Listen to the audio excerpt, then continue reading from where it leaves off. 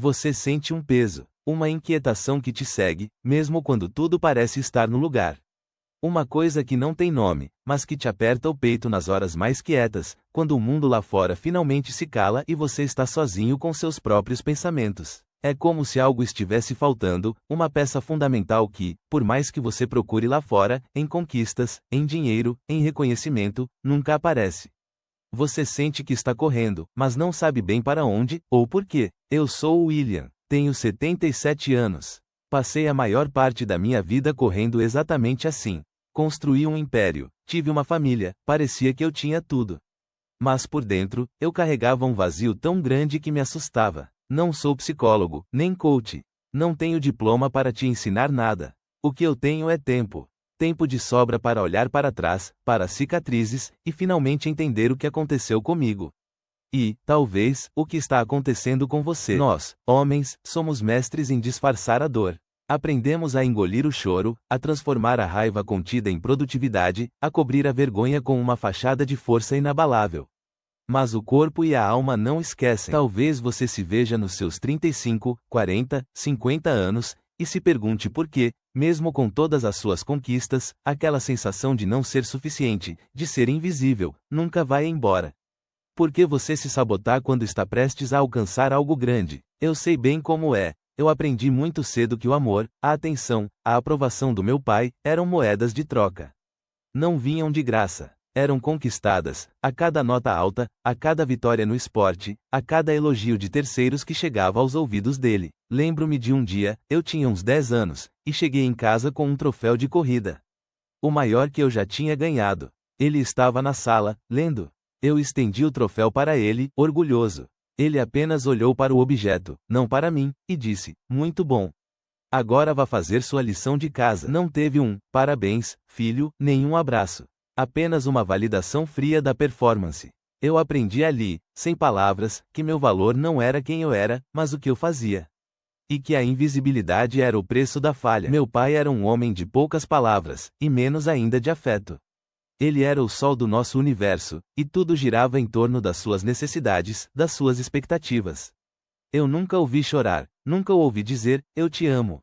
Nem em um bilhete, nem em um sussurro. A casa era silenciosa, não de paz, mas de uma ausência de emoção. Eu buscava um sinal, um olhar de reconhecimento, uma palavra que me dissesse que eu era visto, que eu importava. Mas nunca veio, só o silêncio e a exigência velada. Então, eu decidi que seria o melhor. O mais bem-sucedido, o homem que ninguém poderia ignorar. Eu queria ser tão grande, tão visível, que a aprovação viria, finalmente.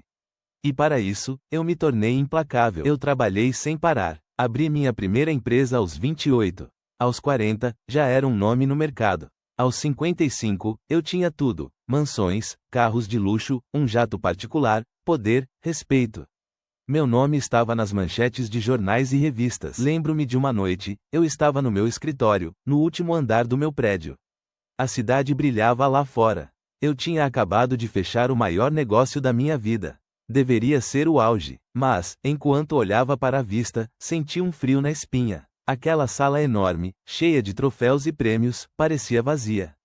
Eu estava no topo, mas me sentia mais sozinho e invisível do que nunca. Aquele vazio que me acompanhava desde a infância, ele não tinha diminuído. Pelo contrário, parecia ter crescido junto com meu sucesso. Tudo o que eu buscava lá fora, a validação, o amor, a sensação de ser suficiente, não veio. Eu tinha construído uma prisão de ouro, e a chave não estava em nenhuma das minhas conquistas. A dor sem nome continuava ali, me corroendo por dentro. Eu levei esse padrão para meus relacionamentos também. Com a minha esposa, eu era exigente, sempre esperando que ela preenchesse um buraco que eu nem sabia nomear. Eu a amava, mas não sabia demonstrar sem controle. Com meus filhos, eu repeti o ciclo. Eu queria que eles fossem os melhores, que tivessem o que eu não tive. Mas, sem perceber, eu também os cobrava, os empurrava, os fazia sentir que o amor estava condicionado ao desempenho. Lembro do meu filho mais velho, com uns 15 anos, ele me mostrou um desenho. Era um desenho lindo, cheio de cores. Eu olhei, e a primeira coisa que me veio à mente foi: "Muito bom, mas você deveria focar mais nos estudos agora." O rosto dele caiu na hora. Eu vi a mesma invisibilidade nos olhos dele que eu tinha sentido nos meus. A culpa me corroeu por anos. Eu tinha feito com eles o que meu pai tinha feito comigo. A dor sem nome tinha virado uma herança. Tenho amigos da minha idade. Alguns, como o José, ainda correm atrás de mais um negócio, de mais uma propriedade. Ele tem 70 anos e a mesma inquietude nos olhos de quando tinha 30.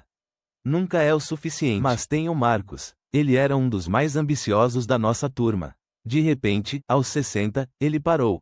Vendeu tudo, comprou uma casa simples no interior e começou a plantar. Ele me disse: William, eu só quero sentir o cheiro da terra e ver o sol nascer. O Marcos não está curado de nada, ele apenas parou de correr. Ele encontrou uma paz que eu demorei décadas para sequer sonhar. Ele percebeu que a verdadeira suficiência não estava em ter mais, mas em precisar de menos. A liberdade, para mim, não é ter a capacidade de fazer o que eu quiser, mas sim a capacidade de não sentir que eu preciso fazer algo. É a permissão para apenas ser, sem a necessidade de provar meu valor a cada segundo. É poder olhar para o meu neto de 5 anos e simplesmente abraçá-lo, sem pensar no que ele vai se tornar, ou no que ele precisa fazer para me orgulhar. É amá-lo pelo simples fato de ele existir, e sentir que isso é mais do que suficiente. Aquele buraco que sentíamos na infância, a invisibilidade que nos foi imposta, ela criou um mecanismo de medo. O medo de não ser suficiente, de ser esquecido, de não ser amado. E esse medo nos impulsiona para a busca externa sem fim. Você corre atrás do próximo cargo, da próxima promoção, do próximo milhão, porque lá no fundo, ainda acredita que, se você for grande o suficiente, finalmente seu pai, ou a versão internalizada dele, vai te ver, vai te aprovar, vai te amar. Mas a verdade é que essa aprovação nunca virá de fora. Porque o buraco não está lá fora. Está dentro. E a única pessoa que pode preenchê-lo, que pode te dar a permissão para ser suficiente, é você mesmo. Você não precisa de mais conquistas. Você não precisa de mais dinheiro. Você precisa de permissão. Permissão para sentir a dor, a vergonha, a culpa que você carregou por tanto tempo. Permissão para parar de correr. Permissão para se olhar no espelho e dizer: eu sou o suficiente. Eu sou visto. Eu sou amado. Porque se você não disser isso a si mesmo, ninguém mais vai preencher esse lugar.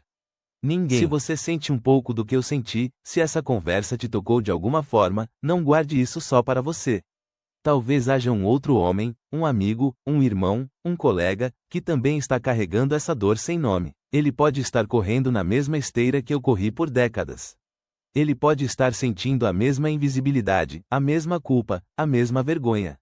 Mande este vídeo para ele, não para que ele me ouça, mas para que ele se ouça. Para que ele saiba que não está sozinho, que a permissão para parar de correr e apenas ser está ao alcance dele. E que, finalmente, ele pode se ver.